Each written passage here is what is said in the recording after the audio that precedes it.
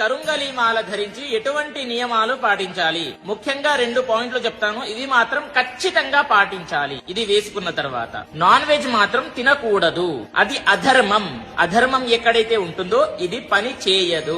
చాలా మంది చెప్తూ ఉన్నారండి వేసుకోవచ్చు ఏమీ కాదని చెప్పేసి, కానీ మీకు రిజల్ట్ రావాలి అని అంటే మాత్రం నియమాలు పాటించాల్సిందే అనేది గుర్తు పెట్టుకోండి. నాన్ వెజ్ తినేటప్పుడు తీసేసి దేవుని దగ్గర పెట్టేసేయండి. మరుసటి రోజు మళ్ళీ తల స్నానం చేశాక మళ్ళీ ధరించండి. శారీరకంగా కలిసేటప్పుడు కూడా తీసేయాలి అనేది గుర్తు పెట్టుకోండి. ఇంకొకటి, చావుకు వెళ్లేటప్పుడు అంటే పాడి మోసేటప్పుడు కూడా వేసుకోవచ్చా అని చెప్పిస్తారు. ఎందుకండి వేసుకోకూడదు చెప్పండి? అది ధర్మమే కదా. వేసుకోవచ్చు, తప్పేమీ లేదు. మీకు ఇంకా మంచి రిజల్ట్స్ వస్తాయి అలా చేసినప్పుడు. ధర్మంగా ఏదైతే అనిపిస్తుందో అది చేయండి, ఖచ్చితంగా మంచి రిజల్ట్స్ పొందగలుగుతారు. ఇంకొకటి, చాలా మంది అడుగుతున్నారండి ఒరిజినల్ మాల ఎక్కడ దొరుకుతుంది అని చెప్పేసి. చూడండి, నా దగ్గర అవైలబుల్ గా ఉన్నాయి. meepuja.com లో వెళ్లి బుక్ చేసుకోండి. మీకు ఒరిజినల్ మాల లభిస్తుంది. 41 రోజులు పూజ చేసి తర్వాత చివరికి అభిషేకము చేసిన తర్వాత మీకు పంపించడం జరుగుతుంది.